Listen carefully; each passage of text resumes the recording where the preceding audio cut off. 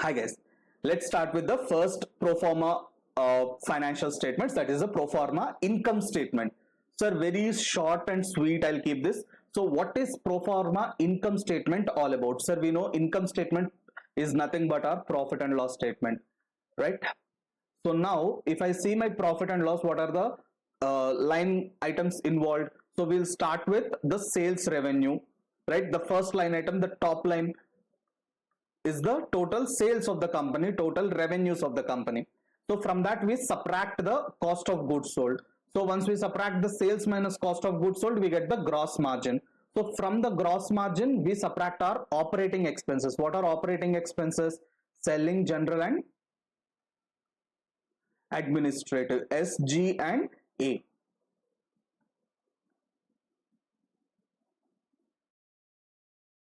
So subtract the operating expenses, SG and A. Then we'll have operating income. Sir, what is operating income? Gross margin is also called as gross profit, by the way. Operating income means a profit before interest and taxes. Alright, but here what I did is I gave further bifurcation in your material. Be very careful, I gave further bifurcation. What is that? What if a company has other revenues and gains and other expenses and losses, non-operating related? Okay, these are non-operating revenues and expenses. Sir, for example, can you give an example of this? I'll tell you very simple. See, we are a accounting firm. Our main business is accounting services only, but our operations run from, let's say, 9 a.m. to 5 p.m. or 10 a.m. to 6 p.m. whatever is 9 to 5 job or 10 to 6 job, whatever you want to call it. So 9 a.m. to 5 p.m. is our operating time. So now we thought, we have a nice spacious office that has around 200 capacity of sitting and all that stuff. Now the problem, or an opportunity that this company identified is that since we shut down our operations at 5:30 max or 6 p.m. max, why can't we rent out our space from say 8 p.m. to 4 a.m. or 6 a.m. for that matter? 8 to 6 night shift. So there might be a software company that wants to use the office space and they operate only in the night shift. So we found out such kind of a company and we subleased or sublet our property to them. Now they give us rent. That is not our own property, by the way. We are on a rental premises, but we gave our rented premises to somebody else on a sublease, and we receive some portion of our rent as a sublease. So for example, if my total monthly rent is $300,000, out of that sublease 100,000 is covered, so my net cost would be 200. Now that is still a benefit for me. Now should this 100,000 sublease that we received, amount from sublease, should that be treated as your revenue? No, because that is not your business income. This is an extra income which is beyond your regular operations. So that is called as other revenues or gains. These are non-operating. Okay, so what is the difference between operating income and PBIT or EBIT? Both are same if you don't have any non-operating expenses or non-operating revenues. I am assuming you are able to follow what I am saying. If you don't have anything, any expense or revenue which is not a part of your regular business, there are no special transactions, there are no non-operating transactions for you. In that case, operating income is PBIT. No special two line items are not there. But if you have non-operating revenues and expenses, then PBIT is operating PBIT. And this will be net non-operating total PBIT. Okay, earnings and profit are the same, don't separate them out. So whether you see EBT or PBT, both are same. Okay, non-operating, then you will get total PBIT. This is operating PBIT, this is total PBIT. Be very careful. Then your interest expenses. This is also called as finance cost, right? Any borrowings related interest that you paid and all that stuff. Then you will get profit before tax. Profit before tax minus tax. If you subtract, you will get the profit after tax, which is called as net income. Net income is nothing but PAT, profit after tax. So this is our pro forma income statement. Sir, what is it? Sales minus cost of goods sold. Sir, how do I calculate cost of goods sold? Opening stock plus purchases plus direct expenses minus closing stock. And if this is a manufacturing company, then replace purchases with production, manufacturing. You are not buying anything now, you are producing the goods, so cost of production will be there. All okay? Chalo. So sales minus cost of goods sold is gross profit minus your SG&A expenses, operating expenses. You will get operating income plus or minus any non-operating. Then you will get PBIT. Then from that you subtract the finance cost. You will get PBT. From that subtract the taxes. You will get PAT. Simple. All right. This is one format for pro forma income statement. Now this cost of goods sold can be broken down into bits and pieces based on your requirement. Understand this. Pro forma statements do not need to follow the IFRS or US GAAP or any other accounting standards. Pro forma are for a different purpose. For pro forma statements, you don't need to follow the standard accounting rules and accounting regulations. Okay. Now see this. This is another format. This is second example, a different format of how to prepare the pro forma statements. So you have your sales, again revenue, same, nothing is different here. But here comes the difference. This is the breakup or the breakdown, however you want to call it, for cost of goods sold. How do we calculate cost of goods sold? Opening stock plus purchases or manufacturing minus closing stock. Correct? Assuming direct expenses are included in the purchasing or manufacturing. So that is what these line items are. This is opening stock, beginning finished goods inventory. Then you will get what? Cost of goods manufactured. Opening stock plus manufactured is available for sale. Subtract closing stock. You will get COGS, cost of goods actually sold. So these are all working notes, to be very honest with you. These are all working notes, right? So check the total of that.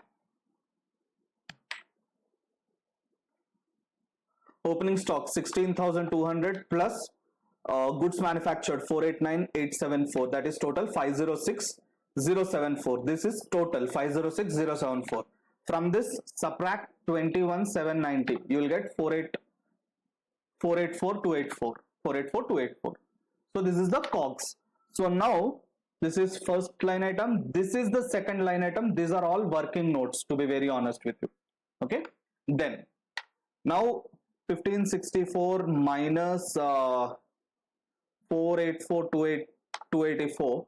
That's our GP of 1079716. This is our third line item. Then SG&A fourth line item. Then you will get operating income fifth. Then other incomes and expenses are there. These are 6. Then we'll get EBIT, then minus interest, then EBT, earnings before taxes, then taxes are subtracted. You will get the PAT, profit after tax. This is profit before tax. This is tax. This is finance cost. This is PBIT, right? So same format, just working notes are included within that statement. So usually when this kind of pro forma is needed, what I would recommend is having an inner column and an outer column. So in the inner column, show all these numbers 16,200, 489, 874, then 506,074, 21,790. So till here it will be in the inner column. The total net figure will go to the outer column. The cost of goods sold will go to the outer column. So your working notes are separated from the primary numbers. That would be a recommended approach for you, up to you. Again, as I told, pro forma statements are not prepared as per the IFRS or US GAAP or anything like that. Next. So percentage of sales method is something that is very frequently used, and this is also covered in part 2 of CMA in section A. Okay, horizontal financial statements and vertical financial statements will be there.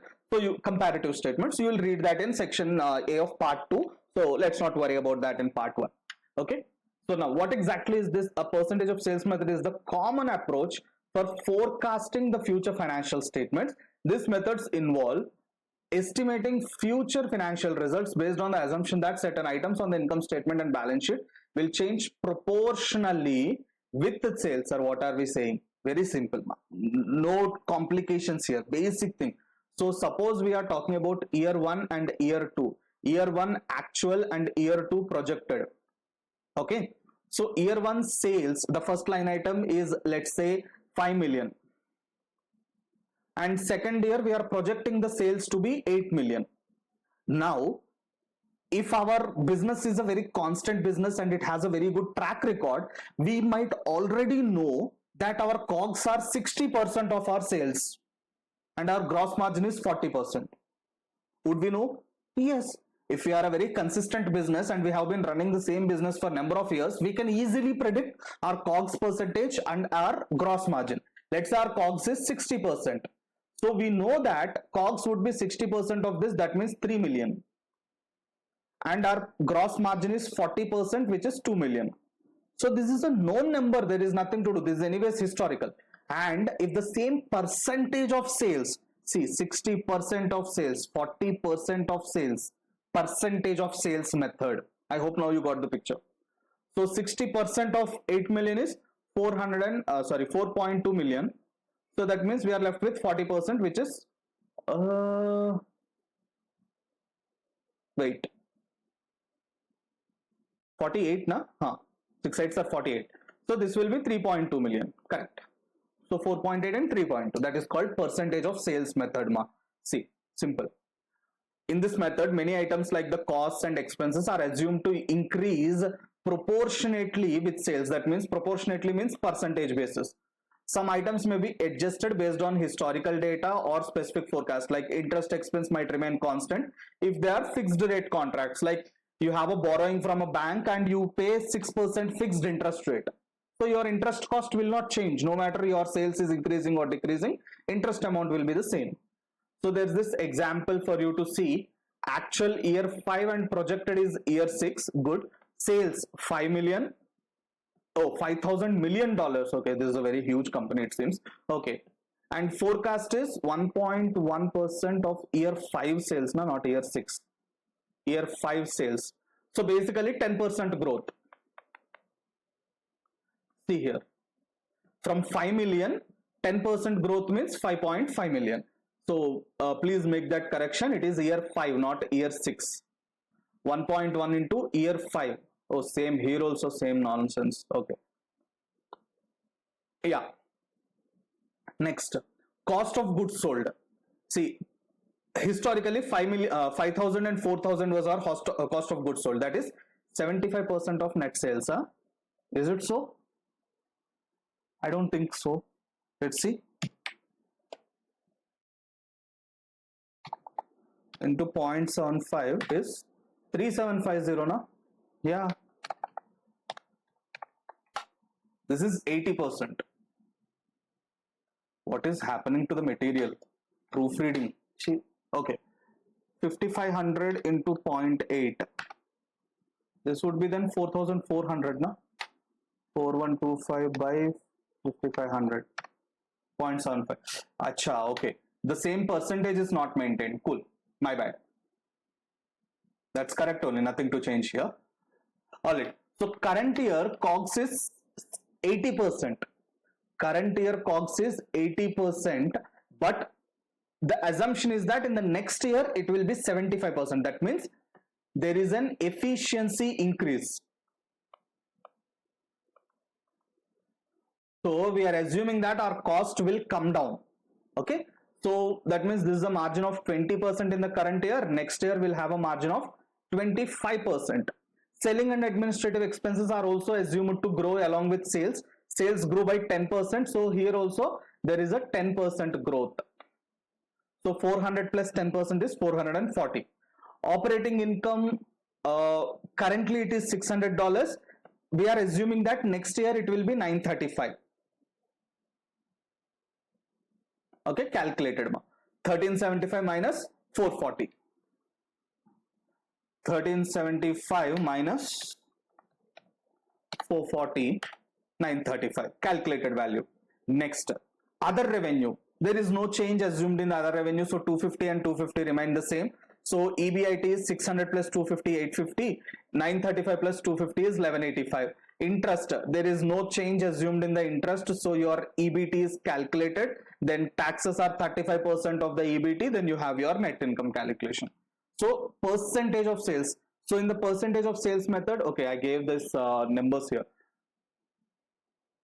To expected to be at 75% of net sales. Okay, that's better. All right, so the notes are given. Sales are expected to grow by 10%. Cost of goods sold will be 75% of sales. Selling and administrative expected to grow by 10%. Others are remaining constant. So these are the assumptions in the pro forma income statement, right? So, sir, how did we come to that assumptions? That depends on your research. So based on your industry facts and figures, based on your company's growth and operations, you know which numbers will increase, which numbers will decrease, which numbers will remain constant. Correct? So that is your pro forma income statement. In the next video, we'll talk about pro forma balance sheet. All right. See you soon. Keep smiling. Take care. Bye-bye.